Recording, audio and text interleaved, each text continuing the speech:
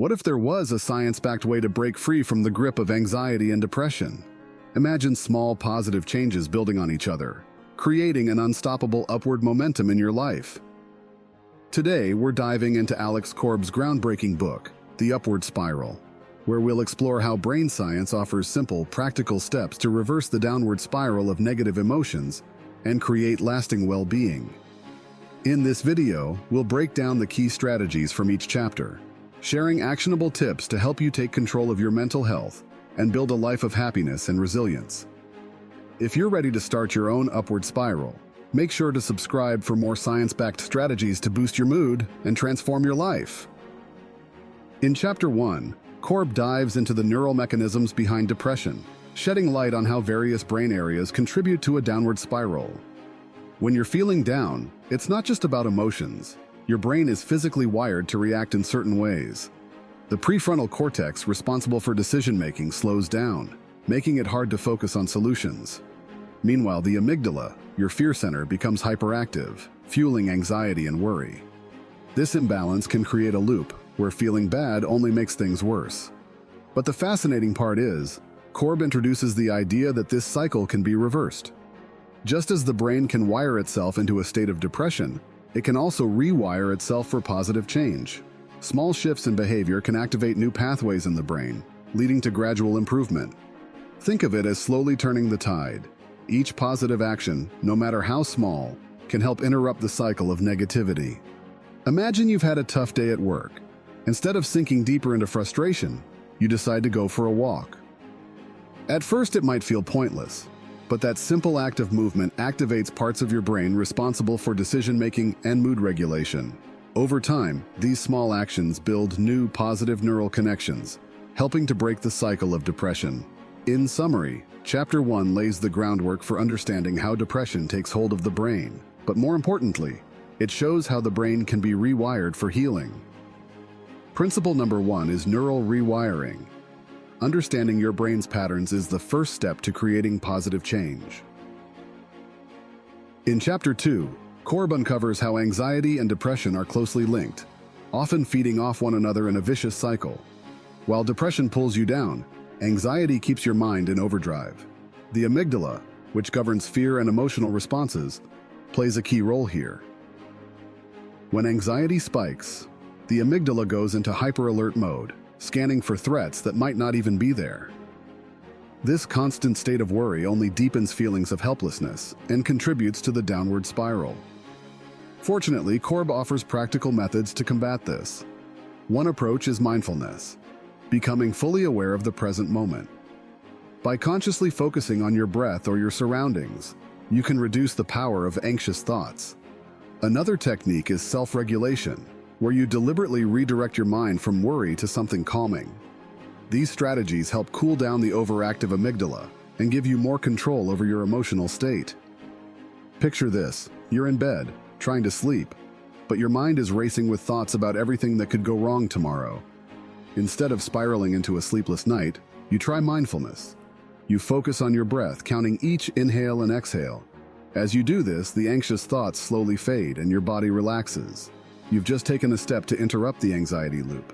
To sum up, Chapter 2 highlights how anxiety traps the brain, but it also empowers you with tools like mindfulness and self-regulation to break free from the grip of worry. Principle number 2 is mindful mastery. Reducing anxiety through mindfulness is key to breaking the worry cycle. In Chapter 3, Korb dives into the brain's negativity bias, explaining how we naturally focus on negative thoughts. While this instinct once helped humans survive, today, it can fuel depression by making us constantly notice what's wrong. The more you focus on the negative, the deeper the spiral into depression. Fortunately, Korb offers a way to counter this bias. By training your brain to notice positive experiences through practices like gratitude, you can start to change the way you think. Each time you reflect on something positive, your brain builds new pathways, making it easier to see the good around you. Imagine you're frustrated after a tough day. Instead of letting negativity consume you, you stop and list 3 things you're grateful for. It might feel forced at first, but over time, this simple habit rewires your brain to notice the positive. In summary, Chapter 3 explains how focusing on the negative perpetuates depression. but gratitude can help shift your mindset. Principle number 3 is gratitude training. Shift your focus from negative thoughts to positive experiences for a happier mind. In Chapter 4, Korb discusses how bad habits can trap you in a cycle of depression. Habits, whether positive or negative, are deeply rooted in your brain's neural pathways. When you repeatedly engage in harmful behaviors like isolating yourself or negative self-talk, these pathways strengthen, making it harder to break free. The key to change lies in replacing bad habits with positive ones. Korb explains that small, intentional actions, like exercising or connecting with a friend, can start rewiring your brain. Over time, these positive habits weaken the grip of the negative ones and create new, healthier pathways. Picture this. You tend to binge-watch TV when you're feeling low, but instead of hitting play on another episode, you choose to take a short walk. It might not seem like much, but that small action creates a shift in your brain. With each positive choice, you're slowly replacing the old habit with something better. In summary, Chapter 4 shows how habits reinforce depression, but you have the power to change them through small positive actions. Principle number 4 is habit replacement. Replacing bad habits with positive ones rewires the brain for better mental health. In Chapter 5, Korb highlights how physical exercise can be a powerful tool in improving brain health and lifting mood. Exercise doesn't just benefit the body, it also boosts your brain by increasing the production of neurotransmitters like dopamine and serotonin, which help regulate mood and reduce depressive symptoms. Even a little movement can make a big difference. Korb recommends simple ways to incorporate exercise into daily life, whether it's taking short walks, stretching, or doing light activities that get your body moving. The key is consistency. Each small burst of physical activity helps break the cycle of depression and reinforces positive changes in your brain. Picture this. You've been sitting at your desk for hours, feeling drained.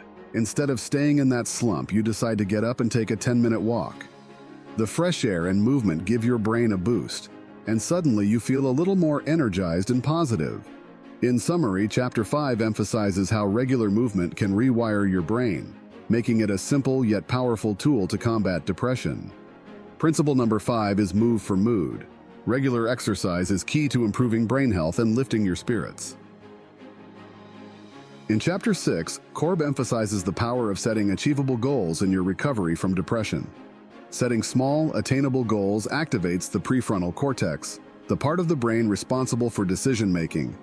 Each time you make a decision or reach a goal, you strengthen this brain region, which can help break the cycle of feeling stuck. Korb provides tools to help with both decision-making and goal setting, such as breaking tasks down into manageable steps and focusing on progress over perfection. This process encourages you to take control and gives your brain the momentum it needs to push forward. Imagine you've been putting off a project because it feels overwhelming. Instead of avoiding it, you break the task into smaller, doable steps. You decide to start with just 10 minutes of work.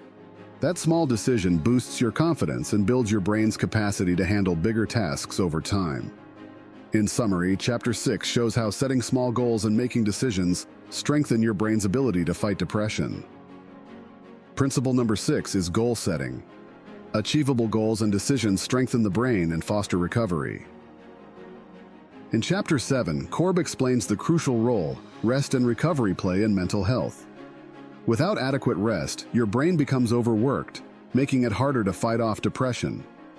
Sleep in particular is vital for resetting your brain's functions, while poor sleep or lack of rest can deepen the cycle of negative thoughts and emotions. Korb suggests simple ways to improve sleep quality, such as creating a bedtime routine, minimizing screen time before bed, and taking short, restorative breaks during the day. These practices help your brain recharge, making it better equipped to handle stress and maintain a positive outlook. Imagine you've been struggling with sleepless nights. Instead of staying up late scrolling on your phone, you create a calming nighttime routine. Dim the lights, read a book, and wind down. Gradually, your sleep improves, and so does your mood. In summary, Chapter 7 highlights how rest is essential for mental recovery, and small changes to your routine can significantly improve brain health. Principle number 7 is rest and recharge. Prioritizing rest and improving sleep strengthens your mental resilience. In Chapter 8, Korb emphasizes the importance of developing positive habits to boost your mood and overall well-being. He explains the science behind habit formation, how small, consistent actions can create lasting changes in your brain. These new neural pathways help lift you out of the downward spiral of depression.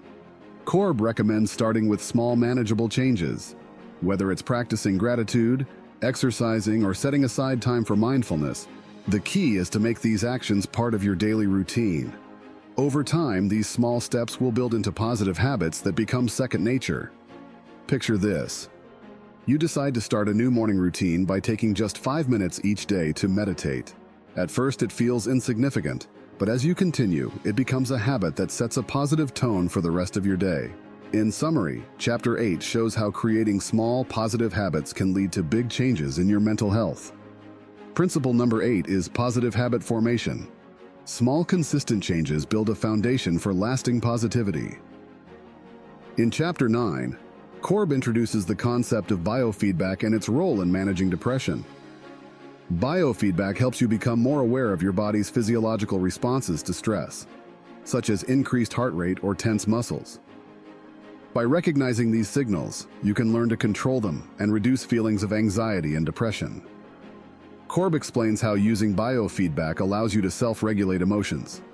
Techniques like deep breathing, progressive muscle relaxation, and mindfulness can help calm your body and mind, creating a positive feedback loop that improves mood over time. Biofeedback devices, or even simple awareness of your body's responses, can empower you to take control of your mental state. Imagine feeling overwhelmed and stressed at work. Instead of letting it escalate, you notice your racing heart and shallow breathing. You take a few deep breaths, consciously relaxing your muscles. Gradually, you feel calmer, gaining control over your emotions. In summary, Chapter 9 highlights how biofeedback helps you recognize and manage physical stress, leading to better emotional regulation. Principle number 9 is biofeedback awareness. Understanding and controlling your body's stress responses improves mental well-being. In Chapter 10, Korb highlights the incredible power of gratitude in rewiring the brain. Practicing gratitude not only shifts your focus from negativity, but also strengthens neural circuits associated with positive emotions. The more you practice, the easier it becomes for your brain to default to feelings of happiness and contentment. Korb suggests practical gratitude exercises like keeping a daily gratitude journal, reflecting on positive moments before bed, or expressing appreciation to someone important. These small, intentional actions activate the brain's gratitude circuit, gradually lifting your mood and improving mental well-being. Imagine starting your day by writing down 3 things you're grateful for. At first, it may feel routine, but over time you notice how it shifts your mindset. Instead of dwelling on what's wrong, you begin to see the good in your life. In summary, Chapter 10 shows how activating a gratitude circuit can transform your brain and create lasting positivity. Principle number 10 is gratitude circuit. Regularly practicing gratitude rewires your brain for positivity and well-being. In Chapter 11, Korb explains the powerful role that social connections play in improving mental health. He describes how reaching out to others and forming strong bonds can positively influence brain chemistry, particularly by boosting oxytocin levels, often called the bonding hormone. This connection helps reduce stress and combat feelings of isolation. Korb encourages building a solid support network, whether through family, friends, or community groups. Surrounding yourself with positive influences not only provides emotional support, but also rewires your brain to respond better to stress and challenges. Imagine feeling overwhelmed by life's pressures. Instead of retreating into isolation, you reach out to a close friend for support. That simple conversation lifts your spirits, reminding you that you're not alone in your journey. In summary, Chapter 11 emphasizes how relying on others can significantly improve mental well-being by strengthening both emotional and neural connections. Principle number 11 is the power of connection.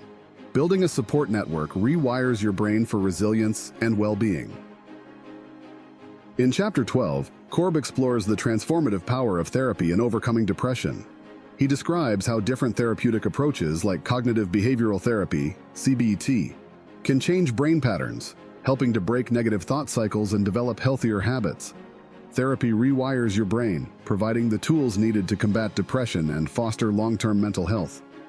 Korb emphasizes the importance of actively engaging in the therapeutic process. Taking an active role, whether by setting personal goals, practicing techniques learned in sessions, or consistently working through challenges, maximizes the benefits of therapy and accelerates positive brain changes. Imagine sitting in a therapy session feeling uncertain, but by opening up and actively engaging with the process, you start to notice subtle shifts in your thoughts and emotions. Slowly, therapy helps reshape the way you view your struggles. In summary, Chapter 12 illustrates how therapy can change your brain and empower you to overcome depression with the right tools and active participation. Principle number 12 is active participation in therapy. Engaging in therapy helps rewire the brain for recovery. In The Upward Spiral, Alex Korb explains how small positive actions can gradually rewire the brain to overcome depression and improve mental health. By understanding the science behind our brain's patterns and taking intentional steps like practicing gratitude, building social connections, and engaging in therapy, we can create lasting, positive change. Thank you so much for watching. If you enjoyed this video and found it helpful, don't forget to hit that subscribe button and turn on the notification bell so you never miss an update. And if you liked what you saw, a like would mean the world to me. It helps support the channel and lets me know you want to see more content like this. Thanks again, and I'll see you in the next video. Peace.